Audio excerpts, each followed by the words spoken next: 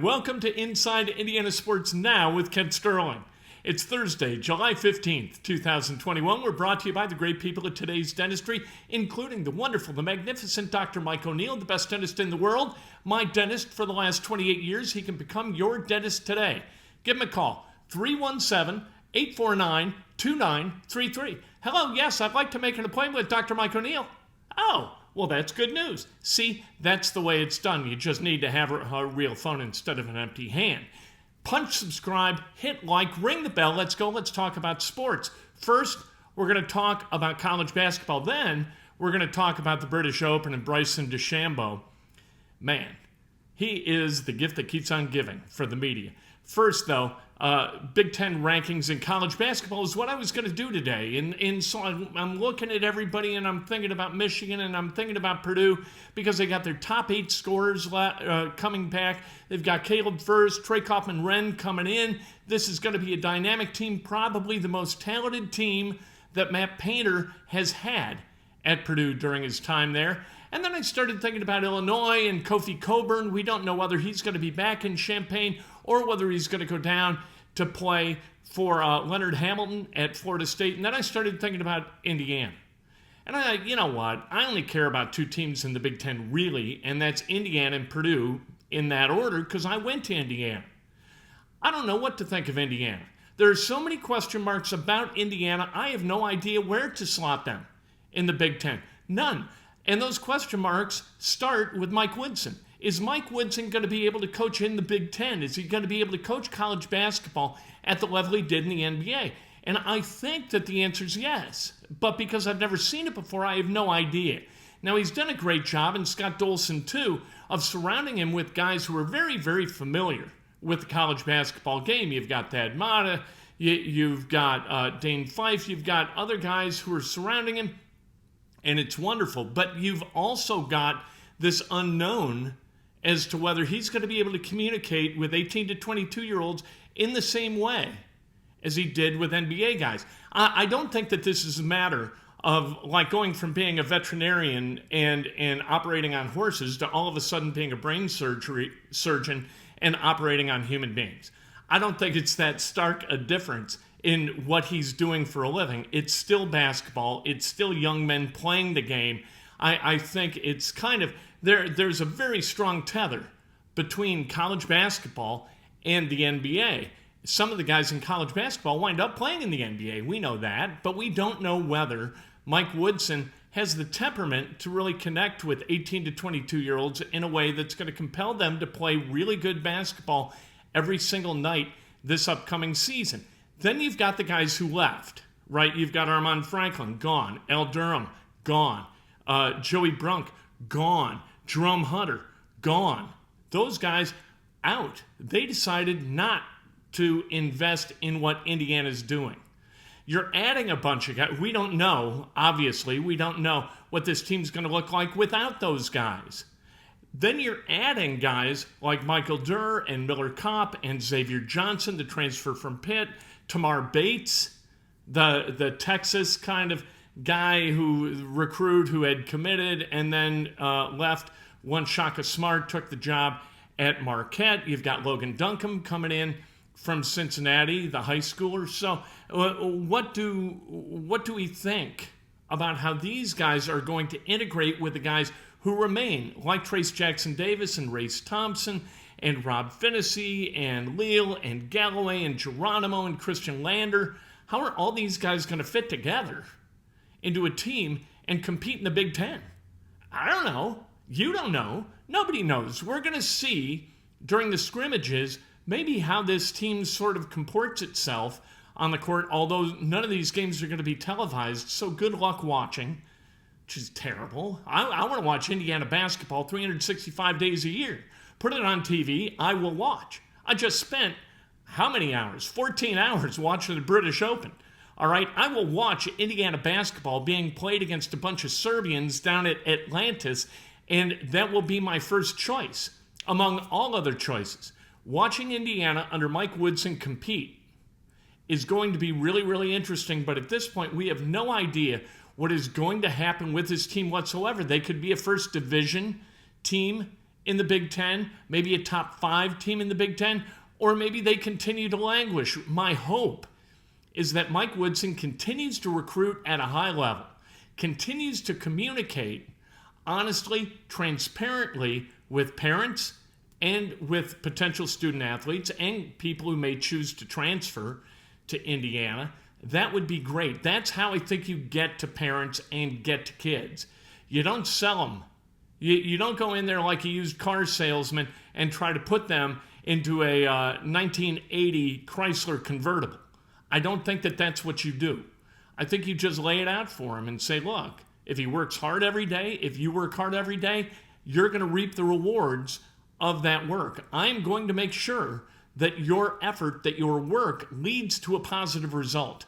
I promise you that you will get closer to your potential working your hardest for me than you will anywhere else. I think Mike Woodson can make that claim with a straight face and absolutely convince people that he knows what he's talking about because of the time he spent in the NBA. He knows what kids need to do to get there, and that's what it's all about for these guys. That Trace Jackson Davis stayed, he could wind up being a first-team All-Big Ten, first-team All-American this coming year. If he does that, if they utilize him correctly, all of a sudden, you're pretty dynamic. The defense is going to be pretty good. It's going to be better, and I've got to feel like this is going to be a much better coached team tactically than Indiana has been for the last 4 years under Archie Miller. Mike Woodson has forgotten more about basketball in his 63 years than Archie Miller has ever known about basketball. So I've got a good feeling about Mike Woodson in Indiana, but not any kind of, like with Purdue, you know what Painter is. You know they got their top 8 guys. You know Caleb First is going to be terrific, and Trey Kaufman-Renn is going to be terrific. That is a really solid 10 players with a coach. You absolutely know who he is. You can project Purdue as a top 10 team nationally. With Indiana, you have no idea what Indiana is going to be. So ranking these teams, impossible at this point, and useless, and just ridiculous. I'd love to do it. It would be fun. I think Michigan's going to be good. I think Michigan State is going to be better than people think. Illinois is dependent upon Kofi coming back. If he comes back, Illinois is going to be good. Brad Underwood's a terrific coach. It seems like Wisconsin is falling apart. Iowa, who knows? I mean, how long are these guys going to stay in college, for God's sake? Yeah, you got a guy there who's going to, what is it, his 7th year with the Hawkeyes? My God, Nebraska's always going to suck. Minnesota's going to suck. Rutgers isn't going to be any good. Penn State isn't going to be any good. That's kind of the Big Ten in a nutshell, right? You know who's going to be good, who's not going to be good. Can Indiana make that jump from the teams, that group of teams that's not going to be really good, into the group of teams who are always good in the Big Ten? That's the question. And the answer starts coming to us about a month from now when Indiana goes to Atlantis to play 2 exhibitions against the Serbians. Should be a fascinating time. I got to figure out how to watch the thing. The Open Championship, the British Open, right? Louis Oosthuizen, 6 under, he leads. What did I tell you earlier this week about betting on the British Open? I said Jordan Spieth is a value play at 20-1, and if you want to take like a shot in the dark long shot, Stuart Sink is playing really, really well. He tends to play well in the British Open. I like Stuart Sink as a 125-1 long shot. Put $10 on him, $10. You win $12.50 if he winds up hoisting the claret jug on Sunday. What happened today? Spieth, 5 under, tied for second. Sink, 4 under, right behind Spieth, right behind Oosthuizen. It all may fall apart tomorrow, but today I celebrate because I'm the smartest guy in the room right now, identifying Stuart Sink as a guy who's going to play very, very well at Royal St. George's. Thank you very much. Bryson DeChambeau is almost as much fun to root against as anybody you would possibly root for because he is a Class A jerk.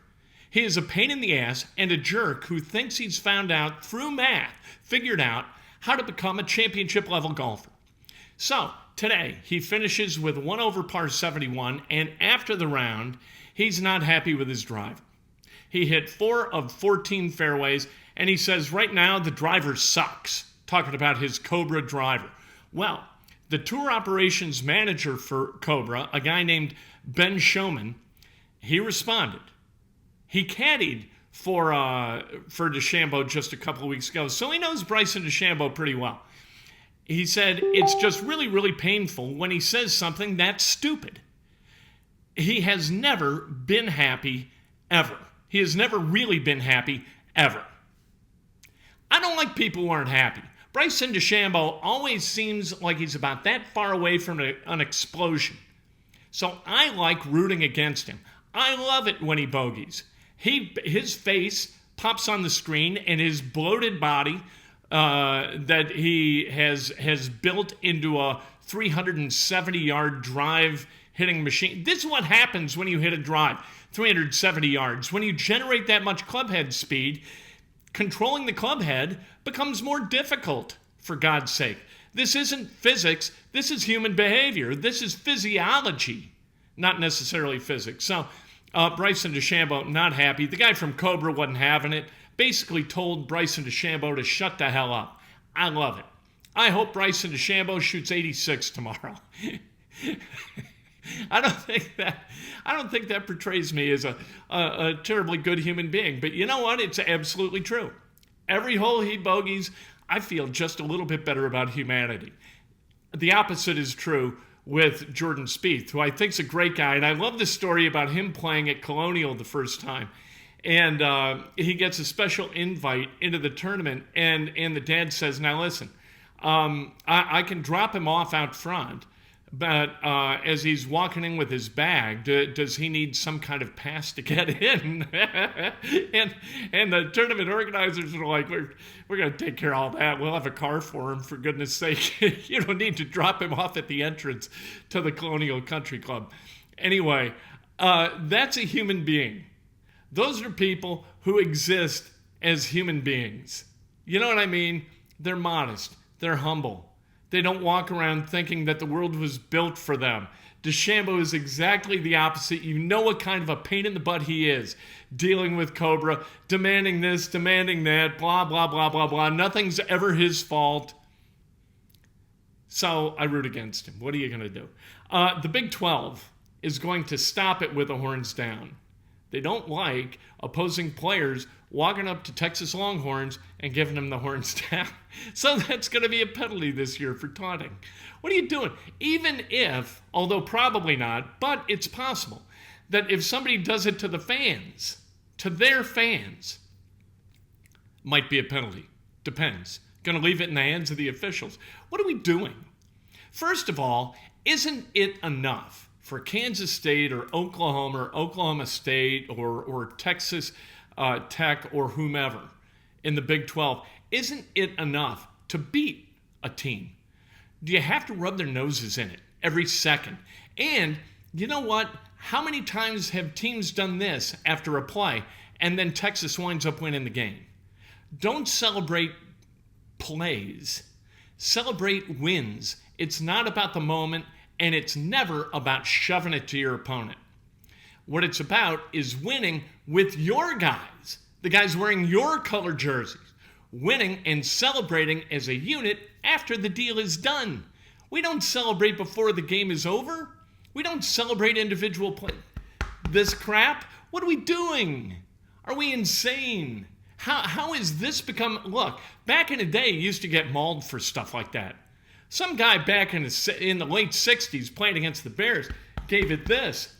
Dick Butkus was going to put him in a hospital. There was a response that was going to be costly for people who did that kind of thing, engaged in that kind of mockery. It was taken care of on the field. That's not allowed anymore, and I think it's a shame. You know, I think it should be allowed. You do that to a Texas guy goes, number 62, and then boom, you lay waste to him, and it's over, and people learn not to do it through that consequence. Tomorrow morning, Breakfast with Kent.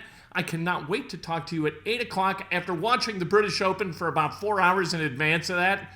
Fantastic. Great time to be alive. One of my favorite weekends of the year. 8 o'clock tomorrow morning right here, YouTube Live, and then immediately thereafter on Facebook Live.